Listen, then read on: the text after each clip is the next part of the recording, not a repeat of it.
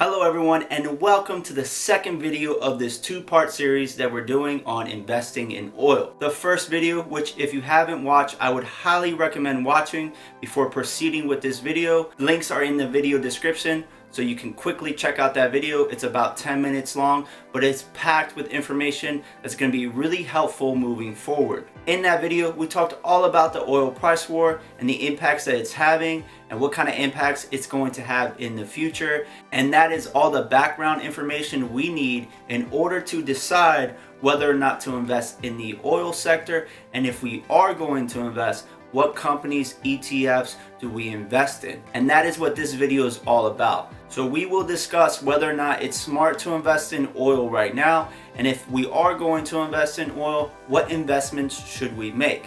Now keep in mind, I am not a professional advisor, so you have to do your own research before investing or trading in any given stock. And as always guys, yep, you know I gotta do it. I gotta be like every other YouTuber and ask that you hit that subscribe button, ring that bell, smash that like button, and add a comment below. It really goes a long way in helping grow this channel and help me better serve you. With all that being said, let's get into the video topic, and that's whether or not we should invest in oil, and if we are going to invest in oil, where do we invest?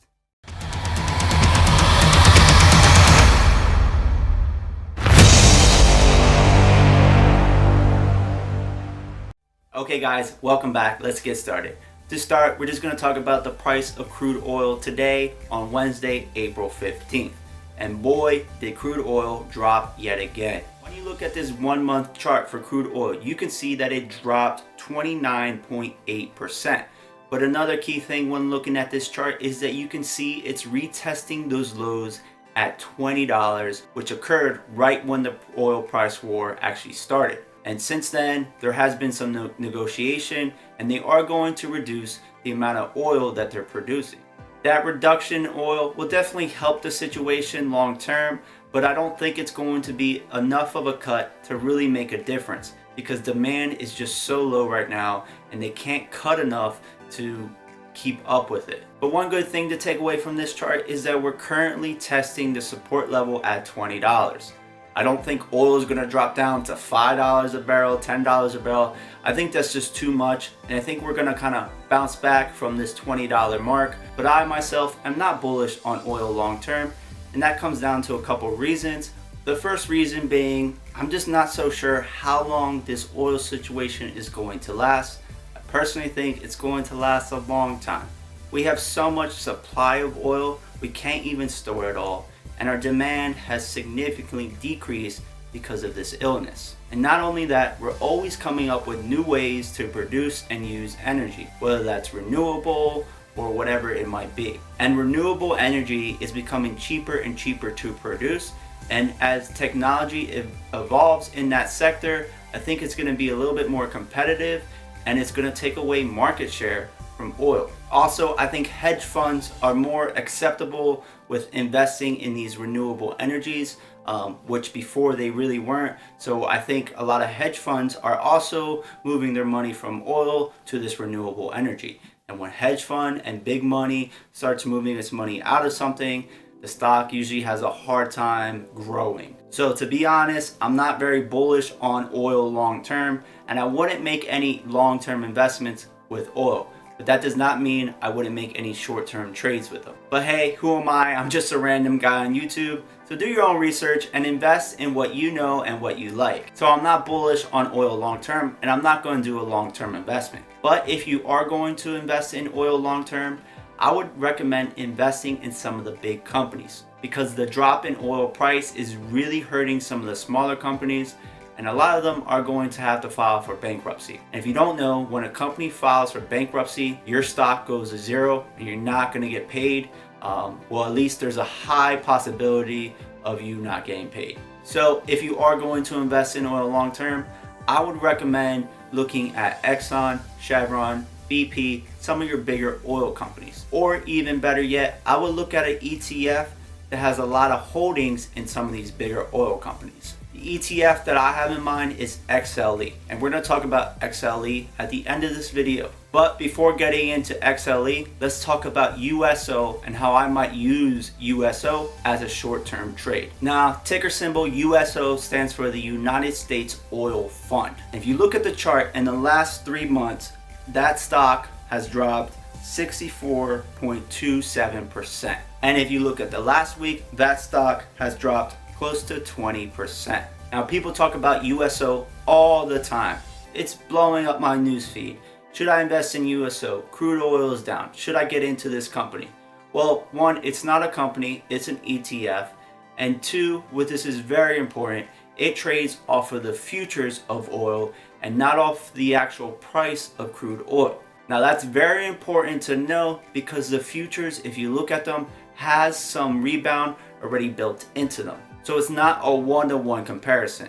If crude oil goes up $5, this stock will not go up $5 or the same percentage. The best thing to do is look at the futures and see if you believe that oil will beat those futures. What I mean by that is if you look at the recent contracts purchased by USO. So these are all the futures that USO purchased, and these were purchased just a couple minutes before I made this video. Now, they're saying in June of 2020, oil is going to be about $26. We're at $20 now, so they're saying within 2 months, you should see a $6 increase in oil. If that does not happen, then you're going to lose money in this stock. The current January 2021 future contract that USO bought is at $34.56. So if oil rebounds to that, then that contract in the money is a positive gain and will help the share price increase of USO. So if you look at all the future contracts that USO bought, you can see that all of them have some price increase built into them. So when you invest in USO, you also are investing in something that's already accounted or priced in some upward movement. Now, I think I am going to throw some money at USO tomorrow just because of the price of crude oil. At that $20 mark, I think we hit a level of support and I think it's going to bounce back up. So even though some of that movement's already priced into USO, I think we will beat that price. Now, I'm not going to invest in ton because there is high risk involved with trading USO because of that price already being built in. Now, for me personally, I think investing short term in USO is a better play than investing in an oil company.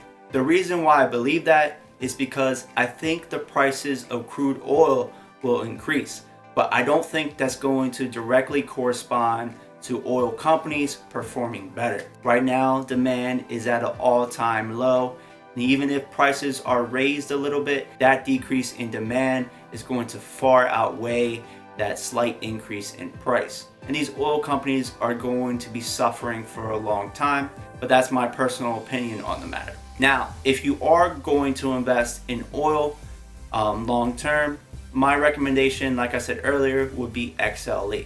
Now, looking at the chart, you can see that XLE dropped a lot in the last 3 months, but not as much as USO. So it's not as volatile, but it's still pretty dang volatile. If you look the last 3 months, that stock or ETF has dropped close to 47% in the last 3 months.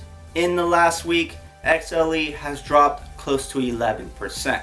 Now, XLE is an ETF that's highly invested in the oil sector. They hold about 28 companies and their market cap is about $105 billion.